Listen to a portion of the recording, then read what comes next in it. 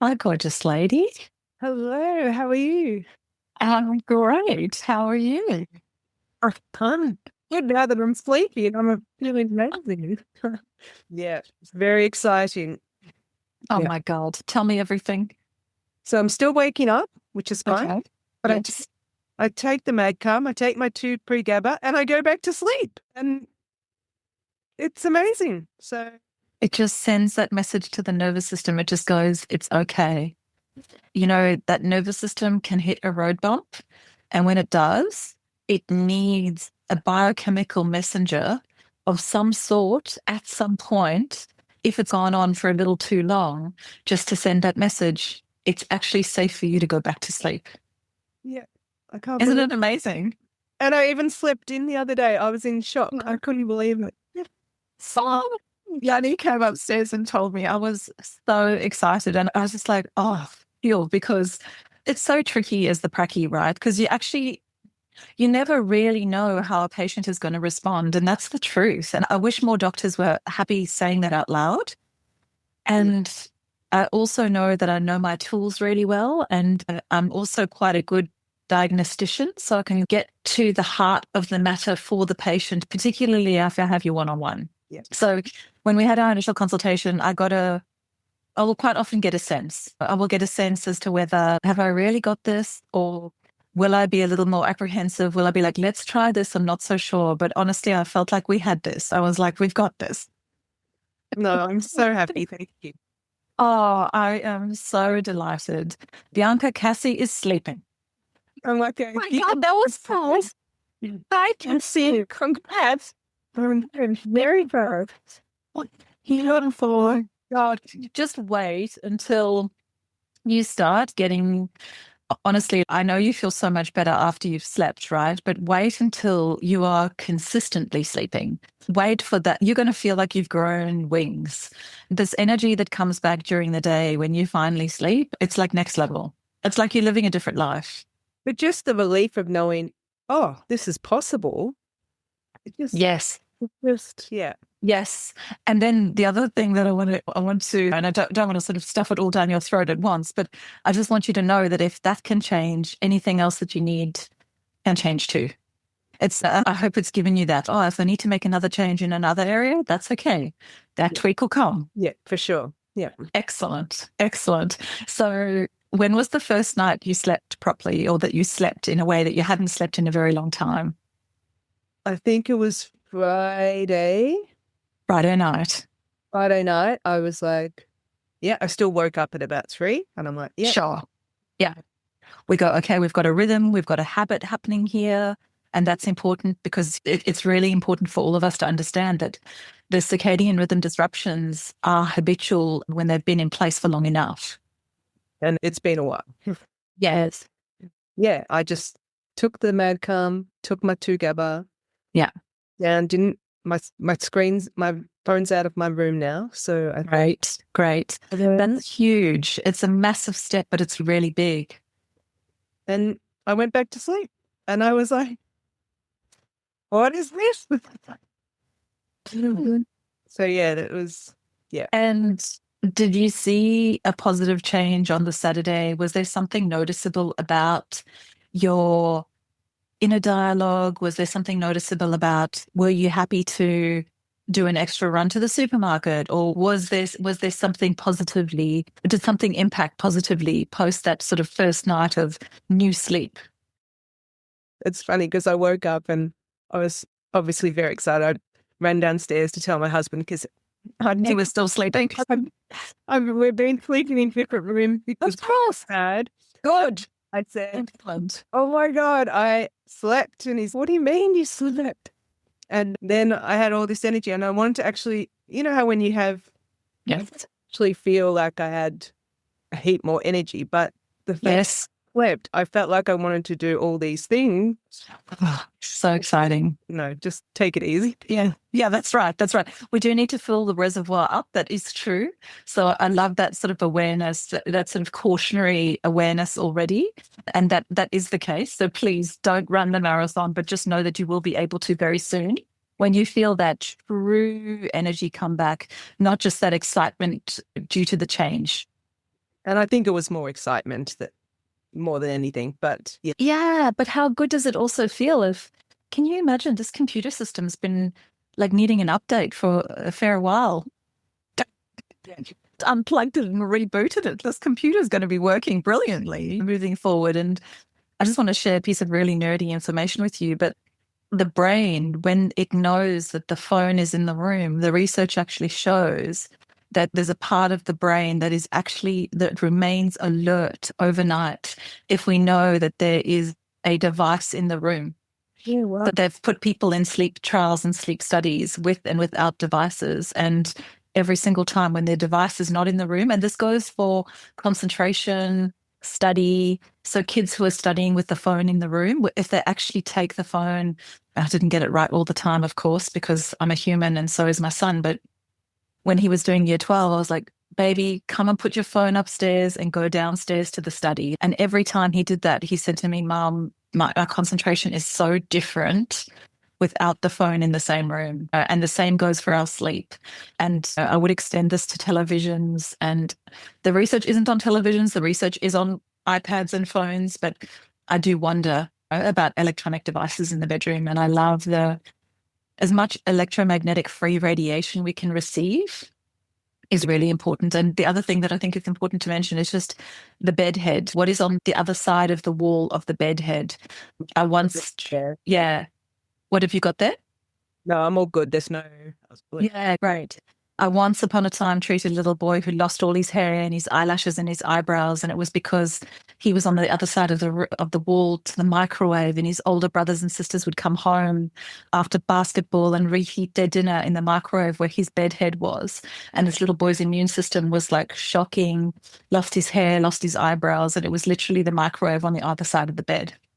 Wow. Yeah. And failure to thrive.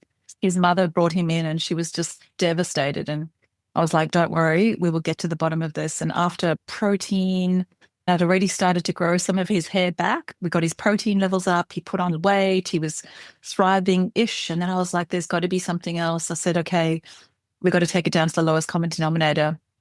Let's look at everything. Let's look at the sick building syndrome. Let's look at and I just said to her, all right, hang on a minute. Where's the meter box?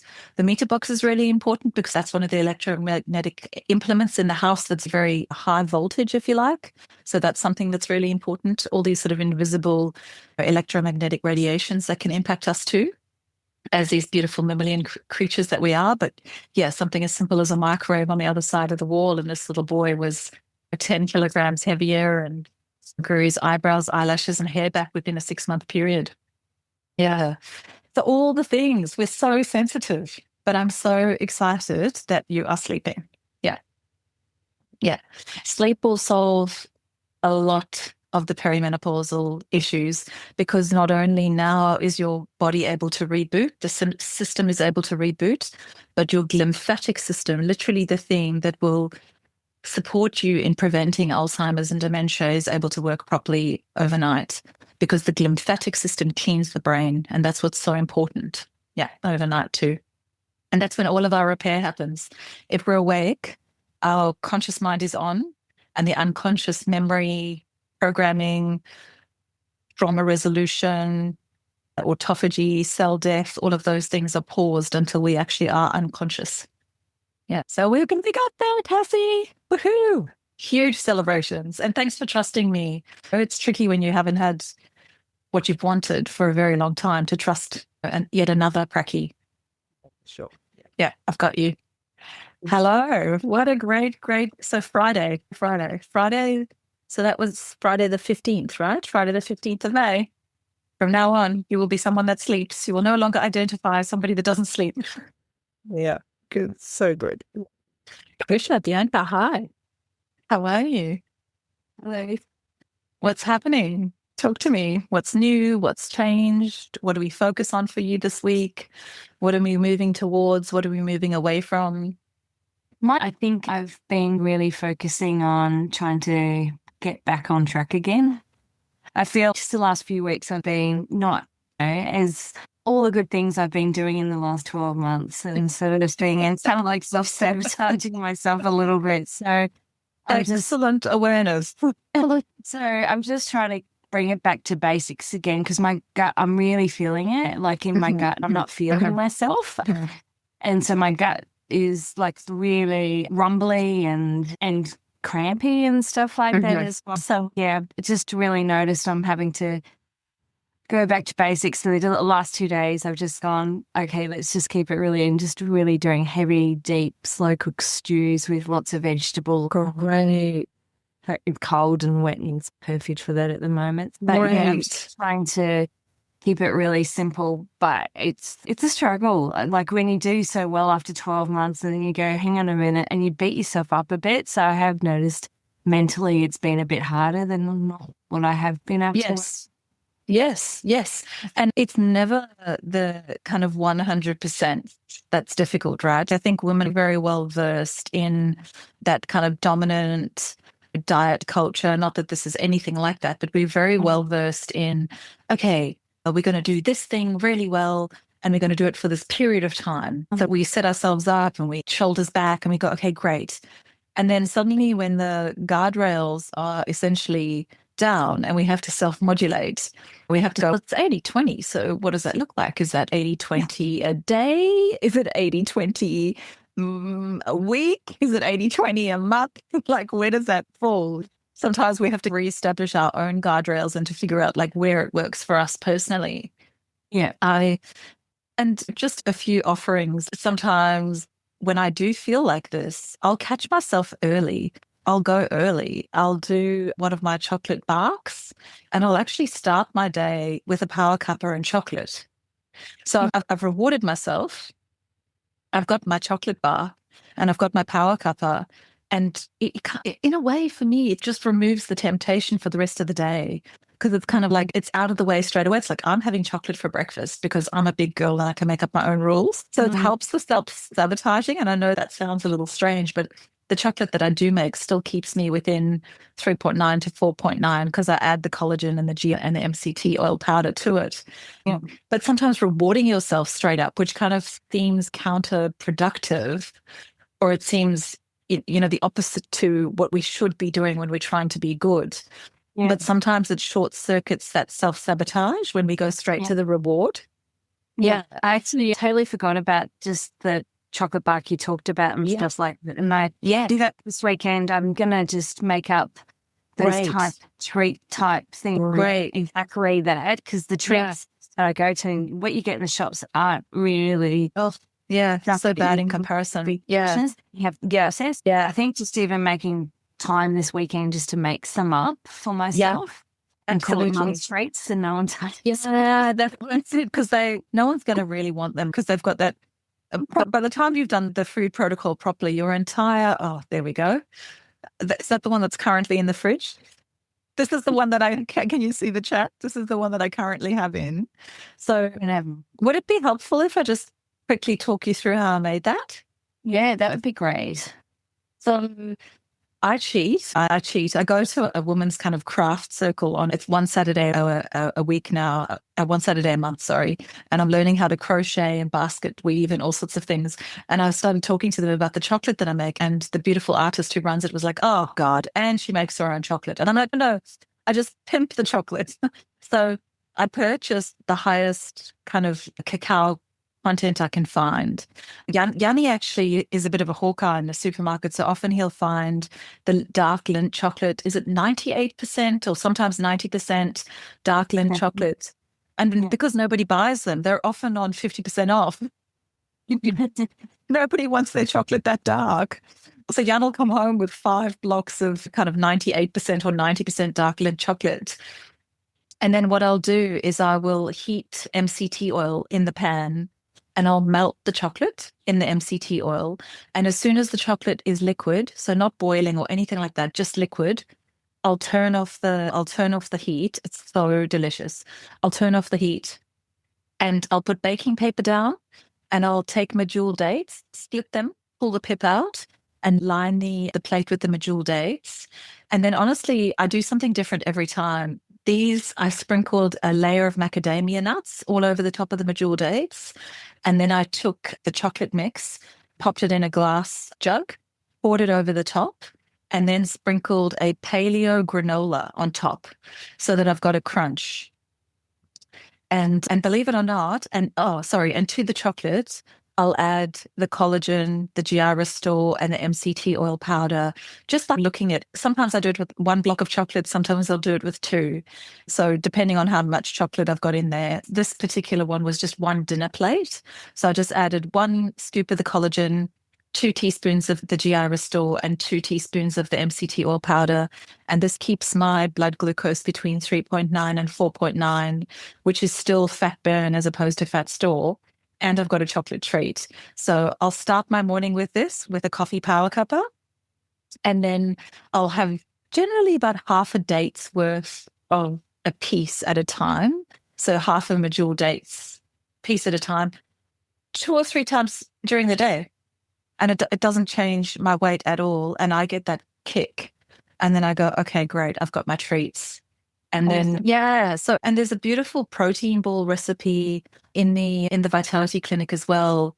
It's called, what is it called? It is called protein balls. And those protein balls are really delicious. There are lots and lots of different recipes under eat. This is actually such an important point. The snacks, once we've achieved the weight loss, repaired, rebalanced, reclaimed, and we're going back to normal, we do need a treat. We really do. I want to just share my screen to show you. That's 2 shared. Okay, awesome. Great. Can you guys see the Vitality Clinic? Yeah. Yep, awesome. So under eat, down the bottom, protein balls. I'm just going to click on that. I really love these because they also fill me up. So sometimes when I need a delicious treat that fills me up, these are brilliant. And these are brilliant for school lunchboxes. Chocolate peanut butter balls, lemon coconut, matcha green tea, almond chocolate. You can actually use your jommies. You know how you use the jommies for your power cuppas? You can use the jommies powders in here too. So the cacao or the turmeric latte or the beetroot. You can use your chais and your coffees, pumpkin spice and vanilla balls, 3 blackberry blasts, salted caramel. That's really and those will keep you in a glucose state that's supportive of the outcomes that you're looking for long term. And then sometimes you just want something a little different, right? Sometimes you don't really want the eggs. I don't know if you've tried the collagen balls, because these are actually a really nice snack in the afternoon too, particularly when you're starting to self-sabotage. So the collagen bowls, these are really yum. These are basically like homemade acai bowls, berry bliss bowl. So it depends on what you're after, like what chocolate delight, mango tango, coconut bliss, zesty lemon, green power bowl, tropical paradise. So you've got lots of options there. And you've got your smoothies and also dips. Have you seen the dips? And there's the dips are actually, I know that they're savory, but sometimes the dips and the crackers, I don't know if you've made my crackers either. I've got crunchy seed crackers. These are really yum, particularly when you need crunch. So the Belly Soothe dip range. And just having these in the fridge, instead of self-sabotaging with the good stuff, you can go to the beetroot horseradish dip. This is actually my personal favorite. Green olive dip, sweet potato and roast cashew, tuna dip, salmon dip. I don't know. Is it between the beetroot and the salmon? I do love the salmon. So that's those. And these are the best crunchy seed crackers. I don't know if any of you have tried Mary's Gone crackers. It's like a gluten-free cracker range. But they are exorbitant. They're like so ridiculously expensive. I think each cracker is like $2. These are so easy and they are amazing. Belly Soothe 5 seed crackers. So they're literally just seeds. And it is the easiest thing to make in the whole world. Love. Yeah, there we go. So this weekend, it's dips, it's crackers, it's protein balls, and it's chocolate bark. Yeah, that takes care of the self-sabotage. Excellent. I reckon that's going to help a lot because it's usually the snacks that's taking me off track. And then once I do that, then I don't make best choices for meal times and stuff. It just ends up being yes. roll and ball. And make sure that you're hydrated. Make sure that you've got your electrolytes on board, because quite often when we don't have electrolytes on board and we're not hydrated, we go for food rather than hydration. So in the same way that with 3 cups of green and 1 cup of color, we're feeding the microbiome first. Make sure that the thirst is always taken care of, electrolytes in the morning, then your power cuppa, and then start your day with chocolate. Like whenever in your entire life, the doctor said, I think it's a really good idea for you to start your day with chocolate. Yeah, I knew I was going to rewrite this space. Yeah, but welcome to being human. It's and what I would also encourage is just the mindset shift from now that I've done X, i.e., I've done something in the past 12 months. Now I'm wanting to rebel. Just looking at that space too. Hang on a minute. What am I really doing? Am I really self-sabotaging, or am I literally not stocking up the fridge with everything I need? Because the question is, what do you need? And if it's like, I just need a sweet treat too. It can be that simple. Yeah. And even that's the crackers and the dip, it's that salty. Yeah. Yes. Salty snack. Sometimes you absolutely chocolate paste. Definitely. And take your inspiration from big food and big pharma whenever they create something for us to become addicted to. The ingredients that they use, the dopamine switch in the brain, something that allows us to feel like we have been satiated. It's always sweet, salty, and crunchy. So if you've got your power cuppa with a little bit of sweet and a bit of stevia, you've got your dips and you've got your cracker, and then you've got your sweet treat, that's all supportive of your biochemistry, particularly in perimenopause and menopause. You've nailed it. You've gone against big food and big pharma, and you've achieved Johnson's safety and satiety switch by giving yourself everything that you need and require. And the other thing that I would say too is sometimes when we start to crave or go outside of the meals, we don't necessarily have everything that we need in that meal. So sometimes, and particularly at this point, like I know you've worn a continuous glucose monitor, when you do set up your plate, so for example, you're making a salad, add a bit of apple to the salad and add some blueberries on top. So and then add maybe your tamari nuts or I often take, this is actually something I do on a very regular basis. I stick pumpkin seeds, sesame seeds, and sunflower seeds in the pan, roast them, and then just add a bit of tamari over the top, and then just get that nut covered in tamari. So it's this really amazing, crunchy, roasted, salty seed. And sprinkle that over the top of the salad with the apples and the blueberries, so that in that one meal, you've got every flavor. So you've got your lemon and lime, you've got your salty, and you've got your sweet in that same meal, so that every single part of the tongue is satiated. You've got sweet taken care of, you've got sour taken care of, you've got bitter taken care of, you've got crunch taken care of. And even the crunchy crackers, you can actually take those and break them up and put them on top of a salad so that you've got that crunch as well. Because that's the thing that we often miss. Yeah. Yeah. Yeah. I'm hungry now. Excellent. I think you might be in the kitchen this weekend. Think so. Excellent. Bianca, how are you, beautiful? Look at your gorgeous father. You look like thank you so much. Come home from a shoot. Have you just been on location?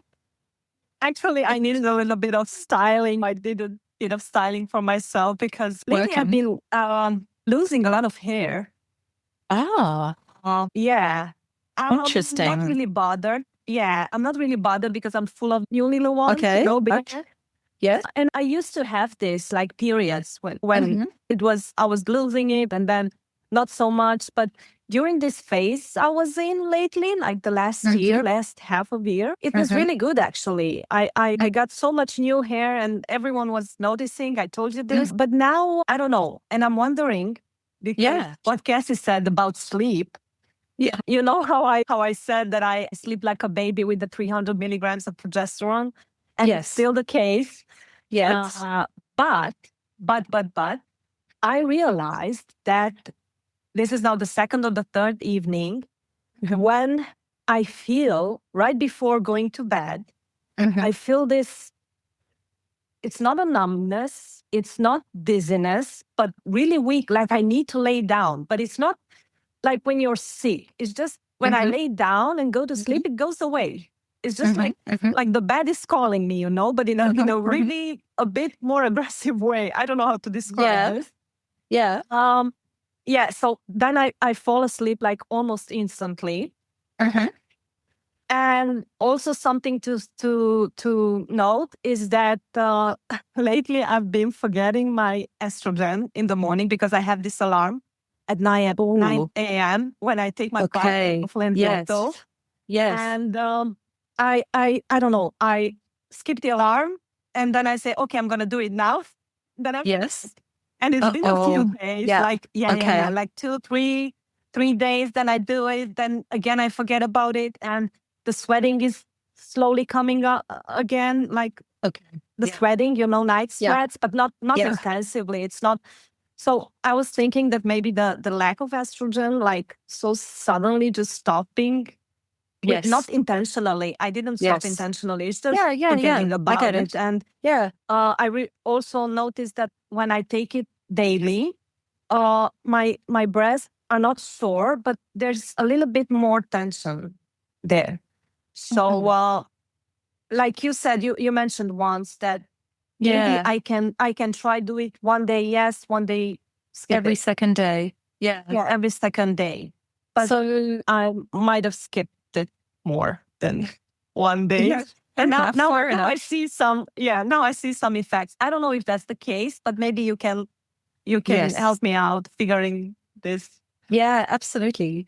A couple of things. Let's first start with the hair loss. So if you've had periodic hair loss throughout your life, but it hasn't, we're not talking about sort of patchy bits falling out, right? We're just talking noticing just more in the brush, more in the shower. Exactly. More sort of like, on the clothing. That sort of thing. Exactly. So that definitely can be related to stress. And don't forget that when we do have a gastrointestinal absorption issue, it can be due to a decrease in absorption. So I know that, we know that the research shows that the microbiome can go out in perimenopause and menopause, and you're very much on the cusp. I sort of see you as both due to having had a surgical intervention, right? So we know that the microbiome can definitely be a little, let's call it finicky for the moment. So if there is a slight decrease in absorption from those nutrients, you might start to notice it in the hair if that is something that you're predisposed to. But I wouldn't be too concerned, because I also know how important your nutrition is to you. And I know this isn't something that's going to slide long term. And we're very much in the process of kind of getting you back on track in terms of the gut microbiome. So I wouldn't be too concerned about it, as long as they're not, it's not falling out in clumps. The other thing that I would let you know is that perimenopause and some menopausal presentations are an androgen excess in relation to progesterone deficiency. So it's not a true androgen excess. The research actually shows the global expert on female testosterone is actually in Melbourne. Her name is Professor Susan Davis, and she runs the lab at Monash University. And she's actually shown, she did a recent clinical trial that was a copy of the original that she did 20 years ago. And I'm not sure if you've noticed on social media, lots of my patients have, is that there's this very big push towards the perimenopausal or menopausal stack, they call it. They're like, what you need is estrogen, progesterone, testosterone, and a GLP-1. Yeah, right? Exactly. What Professor Susan Davis actually proved is that testosterone is very stable in women and should really only be used for true hyposexual disorder that causes distress. So women who truly have low libido or low arousal with severe distress, because some women have low libido, but they can have good arousal once they are in a sexual experience with their partners or lovers or whatever it is. Some women have low libido and low arousal, as in it's very difficult for them to become sexually aroused, but it doesn't cause them any distress. But what Professor Susan Davis says is that if there is low libido, low arousal, and distress associated, we can use very small amounts of testosterone that very quickly, hopefully in appropriate scenarios, increase libido in women. But the reason why I'm going down the testosterone pathway is because what the research has also shown is that because of the fact that progesterone decreases, we can quite often be in a testosterone, in a higher androgenic state. So we can have an androgen excess in relation to a progesterone deficiency. And when women are experiencing more androgens in relation to a true progesterone deficiency, which is what perimenopause and menopause is, we can start to lose hair like more sort of here. So like I know the like size, the male pattern baldness, and that's not the sort of hair loss that we notice when we have, you know, more in the brush or on the clothing, but that is due to more testosterone in relation to progesterone deficiency. And also some women actually metabolize their testosterone down the 5-alpha reductase pathway, which is a more androgenic pathway. And the two testosterone metabolites, tinocannolone and androstenedione, are 4 times more powerful than testosterone itself. So if we are metabolizing our testosterone down a 5-alpha reductase pathway, we can be more predetermined to female pattern baldness. Now, I don't think this is what's happening. Okay. No, but this is not the case for sure. The testosterone dominance also presents itself in a more aggro presentation or internalized anger and a potential for abdominal weight gain. So this is one of the reasons why testosterone is not indicated for perimenopausal and menopausal women unless you're talking about the hyposexual disorder. And so that's the hair loss piece from both a nutritional gastrointestinal perspective and an androgenic perspective, which I don't think the latter pertains to you, but I think it's important to mention. And the other thing is that when we use testosterone off-label for women and it isn't indicated, testosterone can change the sound of your voice. So deeper, one of my colleagues in the States, she actually used a lot of testosterone, and you can hear her voice. Well, I mean, I knew what her voice used to sound like, but now I can hear that her voice is gone much deeper, and it's not reversible. So the voice can remain deep, and the clitoris can grow to the point where there is a protrusion in the clitoris. So we can have changes in our anatomy downstairs that do not change back to normal. We do not want that. Yes. It's not something I want. Not something I want. Neither. And so you know, there are lots of people in the dominant space that you would think are very well educated that are just like, all perimenopausal women need testosterone. So I just think it's very important to just take a moment and just be caution. It's a cautionary tale. The leading expert in testosterone is here in Melbourne, Australia at Monash University, and this is what she says. And the research is not out, you know, and this other group says literally exactly the opposite. So that's important. No, we are not there. No. Yeah. And then the feeling that you're feeling just before you're going to bed is, I think, vasodilation.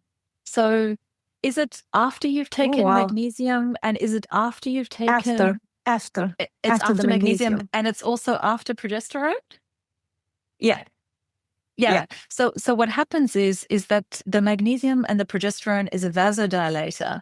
So what that means is it kind of relaxes the walls of the blood vessels. So it gives you a bit of a like I'm floating, like I don't even know how to describe it. It's exactly that. Like it can feel like the I have no beginning limbs, of almost fainting. It can feel like that. Like the very beginning of almost fainting, or just very just very gently. PreGaba, GABA, magnesium, progesterone, all of these things can be a slight vasodilator. I would say that you might be missing your tired sign, or you might be going to bed just a little bit too late if the magnesium and the progesterone is creating so much vasodilation for you at that point. I would say sneak it back just a little bit earlier, and then take them straight away and just go to bed. Don't go to the couch. Do not pass begin. go to bed. Yeah. Because I take them like around dinner time, like 6, 7 p.m. And then I even go to bed 10:30, p.m. So you might be missing your then I tired get sign.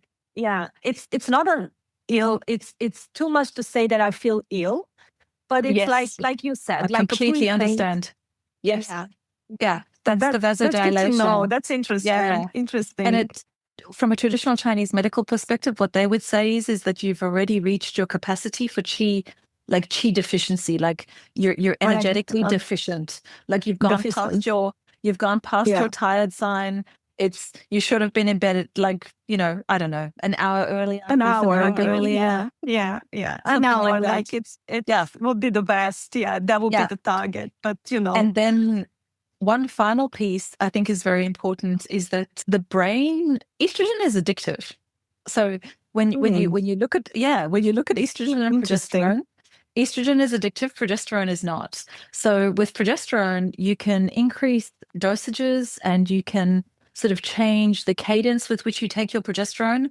But with estrogen, the brain is so dependent on it, and it can actually be quite, for women who use estrogen to begin with, they can feel this like unbelievable effervescence initially, and this like like this, like they can feel a bit sort of high on. That was my experience. Yeah, that was my experience with estrogen. Lots of women can become quite evangelical around estrogen because of that initial response, and then they want to continue to experience that, so they want to go higher and higher and higher, which is not actually a very good idea long term.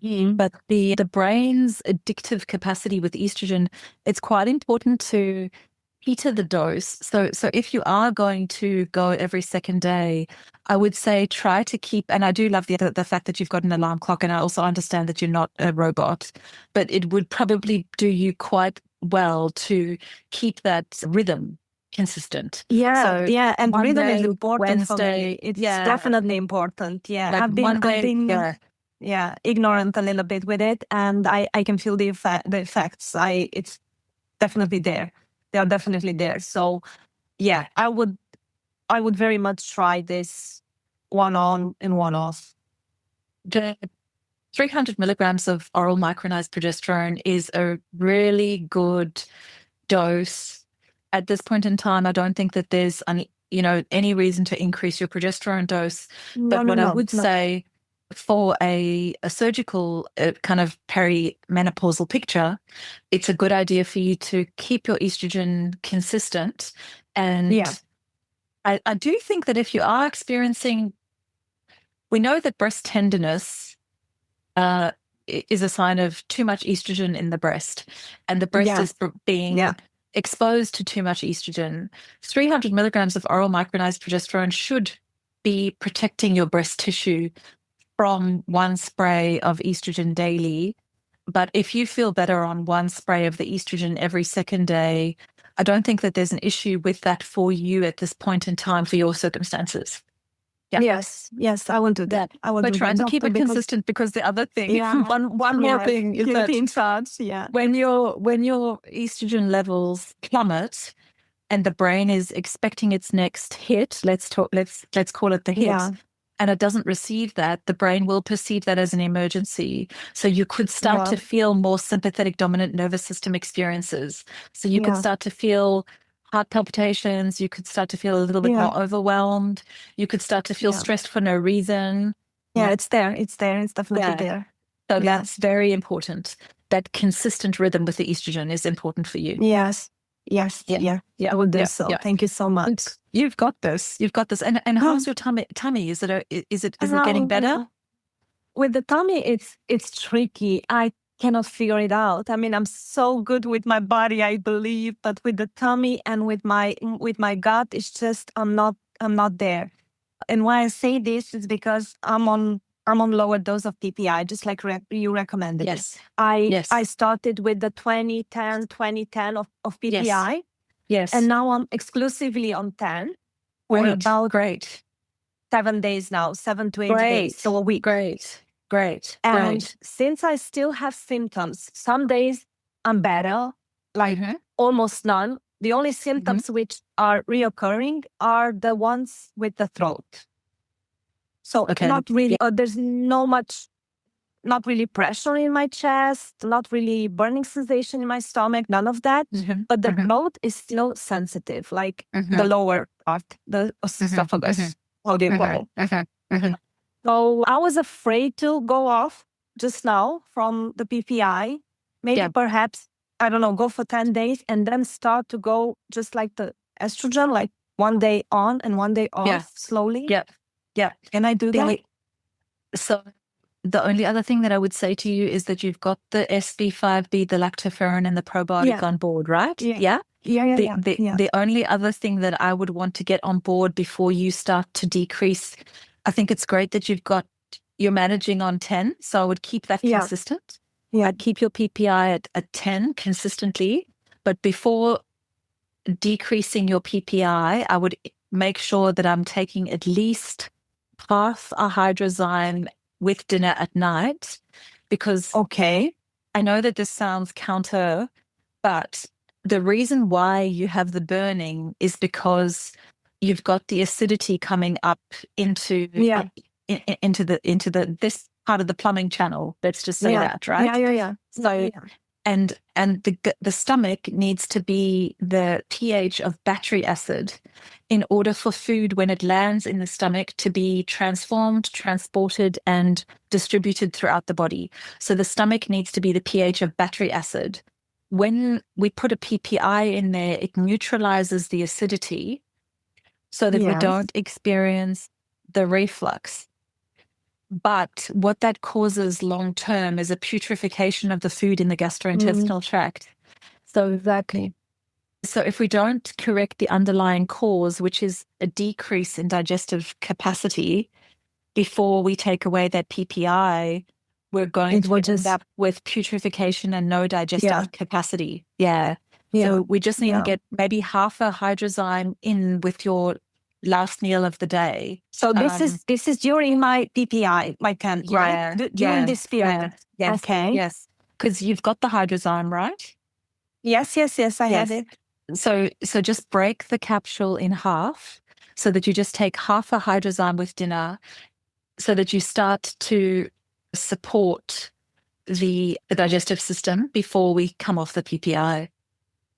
Yes, I totally agree with this. Makes sense. Total sense. Yeah. Cool. Also, something to note here is that I wasn't really paying any more attention to food tolerance. So I was trying to add like everything, and I don't see any differences, which is good. I mean, I can have the chocolate. Yeah, I can have the chocolate. I can have as long as I'm smart with it. So not empty stomach, because I can see that on the empty stomach is the worst rebound. It gives me the worst effect with my throat. And Trisha's nodding because she's had the same experience. And really? Exactly the same. And the thing that I would say to you is women that have a sensitivity to food on an empty stomach, you do very, very well having a little bit of bone broth or having a little bit of miso before you're starting to eat, so that your system can warm up and get the digestive enzymes started before that actual meal hits the gut. So it's a really good idea to start each meal with a little bit of bone broth or a little bit of miso to get that digestive capacity warmed up.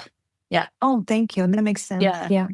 Excellent. Okay, Excellent. Perfect. You've got this. Thank you so much. I'm going to take that tip. I like Absolutely. It's a good one. I still have issues with occasionally, and like it's that reflux that comes up, and that burning and the vomity type feeling. That's right. Because it's just absolutely intense. So try that with the miso or absolutely try that. And we can actually, because of the high estrogen in perimenopause and menopause, we can actually wake in the morning with a nausea. Like, I don't know if anybody's experienced that, like waking with a sort of nauseous kind of empty, gnawing stomach feeling. To down-regulate that too, just a little bit of warm water with miso or bone broth is very supportive. Very, very supportive, just to kind of support the digestion. But it's the menopause, the perimenopause / menopause gut is an interesting one. But Trisha, do you still take the peptides? Yeah, I still take the peptides. Yeah, and you find that quite soothing? It does soothe. Yeah. But because I've been eating a lot more food, it's like it has played up recently again. Yes. So, and I know what to do, to help it. Because mine's not food related. Yeah, that's right. And the shitty part about this is that it's unfair. Like it's unfair, and it's unfair without the quotation marks. But remember, there's never been a time in your life where you've been more inflamed. So anything that causes that inflammation, both in the esophagus and the gastrointestinal tract or the gut, will be exacerbated by the food trigger, and then will create that level of kind of burning, because that inflammation itself and the cortisol itself is actually eroding the protective mucosal layer. Yeah, which is so unfair, but true. But it does pass. It does pass. This will pass. Yeah. Yes. I know I had to talk a very perimenopausal 45-year-old off a cliff today. I was like, no, I promise you. It's as if you're in the eye of the storm. I was like, you are in the eye of the storm. She's like, I've got frozen shoulder and my hip hurts and I'm constipated. And she said, I'm fat and I'm ugly. I was like, oh my God.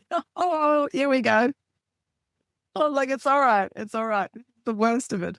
And she's like, and I'm not even menopausal. And I'm like, no. That's the calm sunrise. The shitstorm is in perimenopause. Don't worry. You're going to be okay. Oh my God. It's so unfair. It's so unfair. Yanni, can you please add the CMAX to my prescription, my Excel documents? I know when to take it.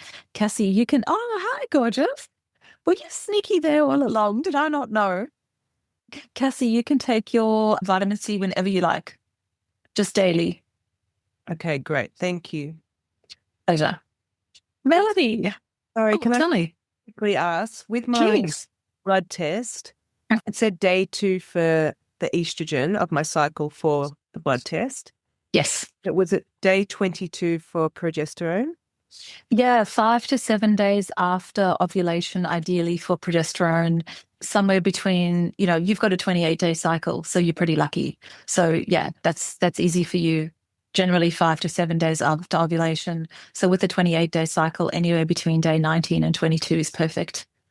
Okay, great. Thank you. Yeah.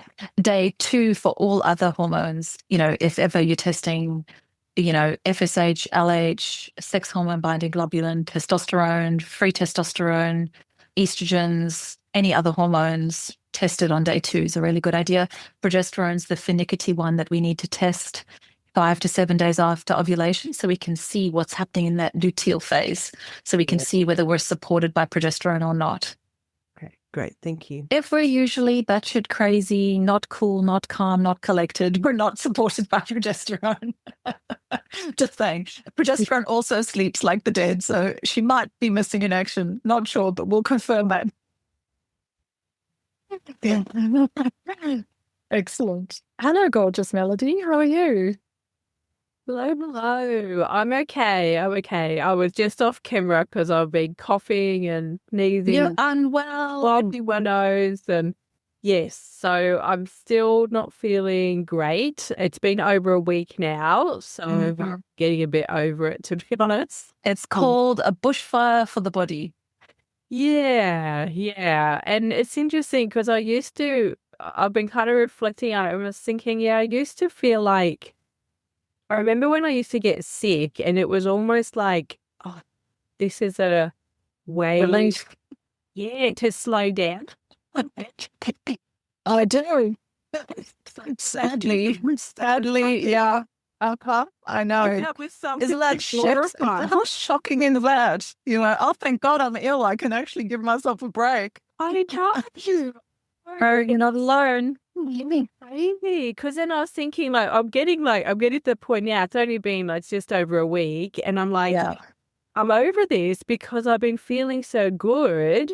Yeah. I know how good I can feel now, and I'm like, I don't know now. So No, that's a good thing, I guess. That's it's great. It's fantastic. And it's also like, oh, wow, now when I do allow myself the rest that I deserve and require, I don't need to be sick for that. Yeah, exactly. Definitely see this as a reboot, though. And this is actually a really important piece of information that I love reminding my patients about. When you are sick, don't forget that the inflammatory cytokines actually attack the brain. So when you have a pathogenic invasion, whether it is bacterial or viral, the inflammatory cytokines attack the brain. So that's the nobody loves me, everybody hates me, I'm going to eat some worms, I feel so shit. And I can't believe no one's even called. You know, where are my friends? Like, so just remember that. Remember that. Yeah, it's so true. Yeah, So true. yeah, And yeah.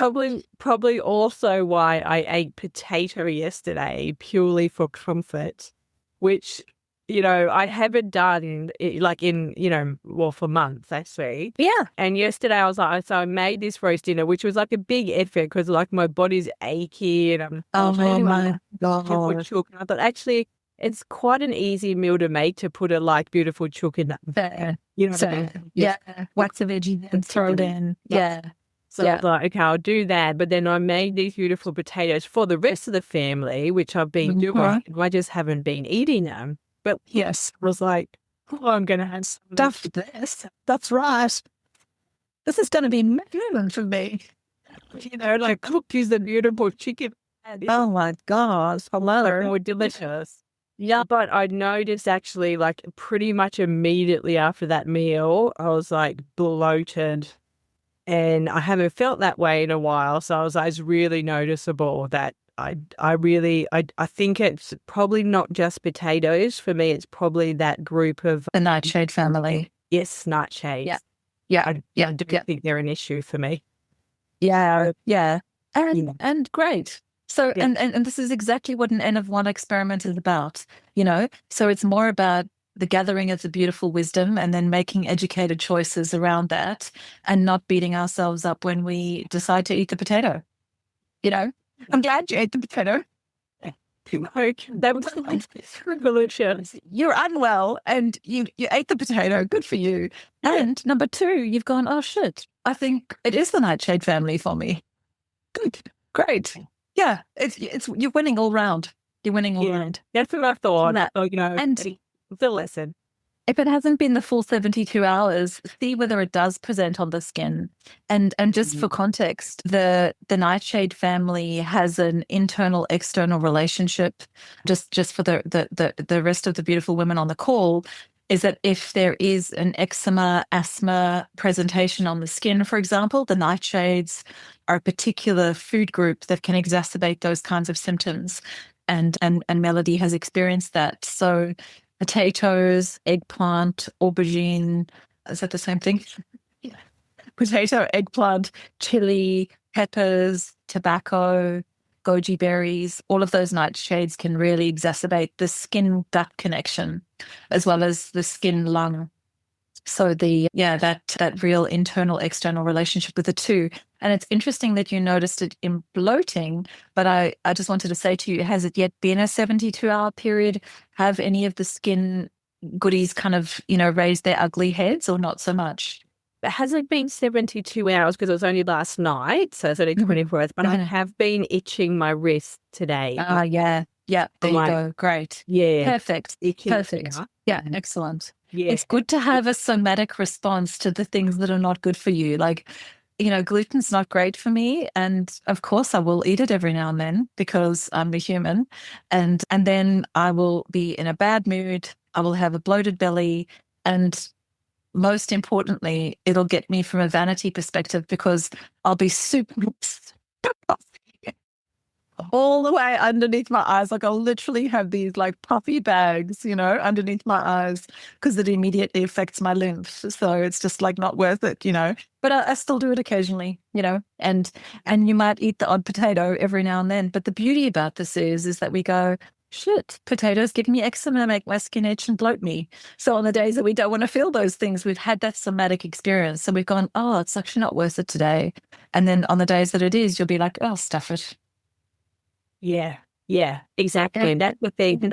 I kind of feel like when I'm like not sick, like because I've got this virus or bacterial infection, whatever it is, I've got the MOMAD. So I feel like I'm like not at capacity, not vital. Whereas like even a few weeks ago, comparatively for me, I was feeling much better. So I can kind of look towards the future and think, okay, well, when I am, you know, kind of in a more thriving place, I could probably tolerate the odd bit of potato. Yeah, exactly. Exactly.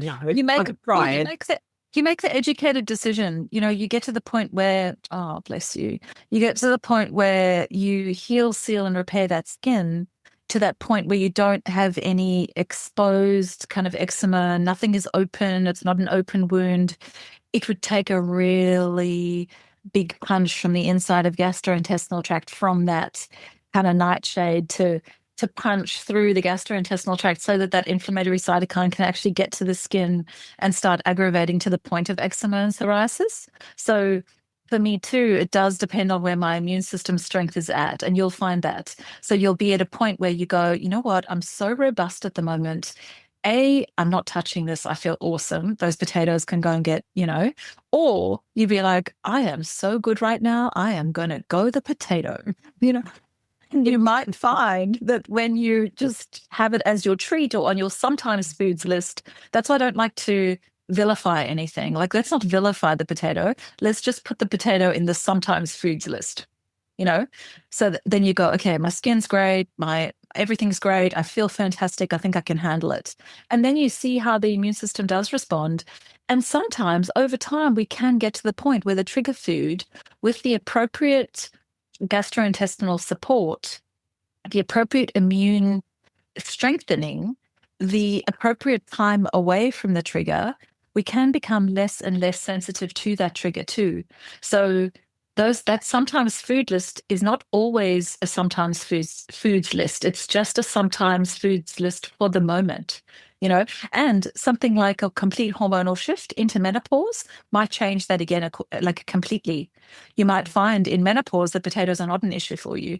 So that's actually why I do the Heal, Seal, Repair protocol once a year, just to see whether my food triggers have changed. I love that. I like very hopefully optimistic about menopause. Excellent. You can't congratulate though. Yeah. Don't worry, I can't wait for my crone years. Even I'm really embracing the queen. Like the queen is perimenopause, right? That's it. We've named her. She's the queen. But I'm looking forward to the crone. I really am. Yeah. I was boasting to some of the younger girls in my Pilates class the other day. I was showing them my silver hair. I was like, look at my beautiful silver hair. I have some gorgeous grey hair coming out the back. And they were all like, oh, wow. Yeah. Oh, I was like, yeah, I'm rehabilitating my curls as we speak. And I'm going to have this full head of grey hair and wear big red lipstick. Yeah. Listen, I'm going to... Who do I look? I love Andie MacDowell. Do you know Andie MacDowell? She's that gorgeous American actress. I go, all right, she's my menopausal avatar. She's done it naturally. She looks gorgeous. I love the wrinkles on her face. I love her grey hair. That's where I'm going. Yeah. I'm going there. Highly recommend you choose an avatar. Total avatar. Yes. Yeah. I have to get this funniest story. When I was actually getting my nails done, there was these two ladies, strangers to each other, and they were teaching language to the person who was doing their nails, and they're talking about vein and how it's spelt 3 different ways and stuff. And then all of a sudden, these amazing women, like they said, we're going to own our grey. And they just said, and they started singing out loud, these 2 strangers, I'm So Vain, the song, out in the middle of the actual, and getting the nails done, because they were absolutely owning their so much fun. It was complete strangers who'd never spoken to each other, and then all of a sudden they're singing in the nail place, I'm So Vain, the song, and just absolutely loving it. Fantastic. That is so good. That is the sisterhood at its best. Yeah, it was amazing. I loved it. Oh my God, I'm with you. Like that's the kind of viral video I want to see. Do you know what I mean? Yeah. And it happened in front of me. It was so amazing. And you're going, brilliant. The universe is conspiring to show you all of these things, Trisha. Melody, do you have an allergy to the Echinacea family, Andrographis, or the daisy family. Do you have any of those allergies? You'd pretty much know about them. I don't think so. Not that I know. They haven't No. come up on any testing. There is I don't know if you know, do you know the bioceuticals product called Armor Force? Have you heard of it? Oh, many years ago, yeah. Yes. It's a really good one for when you have a cold and flu, as in like just over the counter. 2 Armor Force 3 times a day, and it'll nip it in the bud. Yeah, just as long as you don't have an allergy to the daisy family, Echinacea, or Andrographis. And the other things that you can do on your prescription is you can turn up the volume and double your doses of lactoferrin and SB and zinc and vitamin C, just to kind of give your body a boost. Okay. The only one I haven't got is vitamin C. I think not on my prescription. I've just got like over the counter. Yeah, go for it. Go for it. Do it. Yeah. Do it. Yeah. Do that. I mean, as long as it hasn't got sugar in it. Yeah. No. Yeah, good. Perfect. No, go for it. Yeah. Take the over the counter vitamin C. There's no issue with that. Okay, great. So SB, lactoferrin, and zinc. Your zinc, and then your vitamin C. And then if you are going to swing past the pharmacy or get your husband to, Armor Force is a really kind of great over-the-counter one.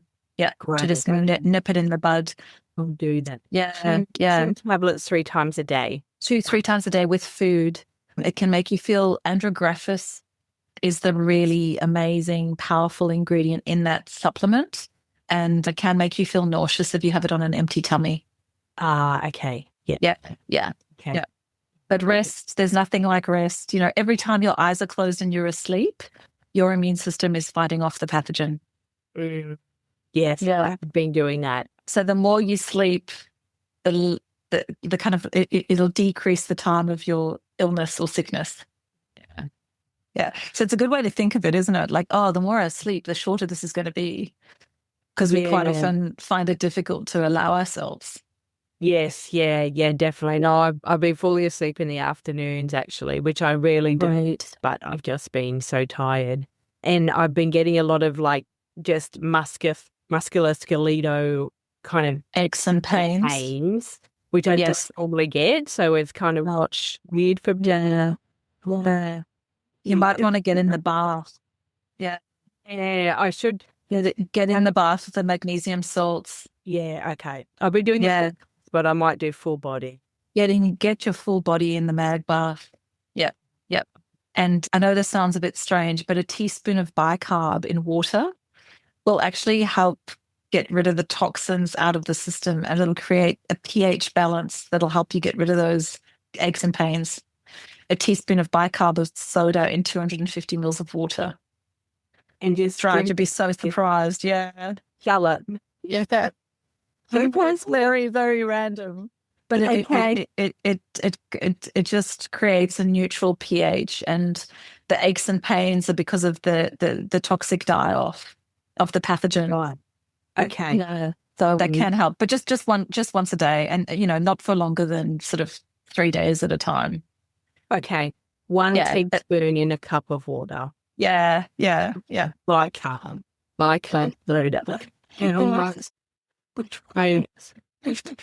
I dare you. Those are the notes. Yeah, I'm going to think about that. Yeah, well, normally they use it for cleaning, so it's kind of a weird concept. Very strange. Yeah. Andy. Yeah. What did Trump recommend for COVID? Oh, bleep. Oh, yeah. Yeah, no, it's not quite as bad. Yeah. Oh, that's great. Thank you. Pleasure. Excellent. Any other questions for me this evening? Oh, okay. I've got a Healing with the Angels Oracle card deck for tonight. Haven't used this one before. This is by Doreen Virtue. Right. Let's see. What is it that we need to know in order to live our most vital, vibrant lives for the next 7 days? If anybody is dealing with intergenerational trauma, the current book that I'm reading is absolutely blowing my mind. I have to share this. I've got to put it in the book club as well. It's called Understanding Emotional Inheritance. It's by a woman called Galit Atlas. And it's talking about, you know, how we say trauma can be passed on genetically. And she's literally talking about the emotional inheritance that is passed on through both epigenetics and genetics. And it's absolutely insane. She is so wildly intelligent. I cannot say enough about her. It's Galit Atlas, Understanding Emotional Intelligence, PhD. When we talk about the ghosts of the unsaid, we're talking about the inherited feelings of our parents, unprocessed trauma, where the phantoms that lived inside them, we're talking about traumas that our parents and grandparents would not process, and they are transmitted to us in some raw way. And she quotes in the book Holocaust survivors Maria Torek, Nicholas Abram, who said, "What haunts us are not the dead, but the gaps left within us by the secrets of others." So says psychotherapist Galit Atlas, who has spent her life and career both witnessing and unraveling the ways that the lived and unlived experiences of our ancestors can show up in our own lives. Galit, who is Syrian or Iranian by way of Israel, grew up in the midst of trauma, violence that continued to unfold around her against a generational tapestry of pain. We talk about the direct transmission of trauma in our conversations, and she shares what shows up in her practice again and again. And she also talks about the idea of what Freud called afterwardness, which is the way that we reprocess traumatic memories again and again from our new lived perspective. And I absolutely love this. I don't know, like, the way that we reprocess our trauma from our relived perspective, like all of my childhood trauma, I think I've managed to process it through so many different lenses. Like I've managed to process it through the lens of myself as an 18-year-old and, you know, in my first, you know, relationship with my first boyfriend, and then through the lens of my becoming a mother, and then looking at that trauma through the eyes of a parent, seeing a little child that a trauma could have happened to, you know, and then also looking at it through this lens of, perimenopause. And then I wonder how I'll process the trauma through the lens of menopause as well. Like I think it's just such an interesting thing that, not that we have to continue to take our trauma with us. My last chapter in the book that I've just written is about laying our trauma down so that we are free, so that we can, you know, choose not to take it with us into the next 50 years. But I really do appreciate the way she talks about this idea of what Freud called afterwardness, which is the way that we reprocess traumatic memories again and again from our new lived perspective. We explore what healing looks like for clients who suddenly become aware of how these hidden forces and patterns are informing their lives, and what it looks like to clip those threads and set yourself free. And perhaps most poignantly, discuss the idea of victims and aggressors, and how so many of us in the grips of our victimhood feel justified in lashing out. This is a phenomenon we can trace from our personal lives to the global stage, and it deserves our awareness. And she basically argues too that every victim is an aggressor. And I think that that's so interesting as well. I think we can see ourselves as both if we truly allow ourselves that space too, because, you know, the victim usually feels quite sort of, you know, justified in being the aggressor. But then it's like, oh, which role am I playing? And how do I want to make sense of all of this? And it's messy, but it's so beautiful. It's so incredible. Emotional Inheritance. Therapist, Her Patients, and the Legacies of Trauma. It's a beautiful book. Beautiful. Ooh, look what I pulled for us. Spiritual growth. Trust that. Wow. That's so cool. You're going through a time of rapid spiritual growth. Enjoy the process. During this time, you may feel a mixture of many feelings: confusion, excitement, fear, and wonder. You love your renewed connection with the divine, and you wish you could read, study, learn, or meditate on a full-time basis. Simultaneously, though, you may worry about the implications that your spiritual studies will have on the rest of your life. What impact will your new spiritual pursuits have on your job, marriage, or friendships? We're going to cut those bastards loose. We're moving on in a new direction.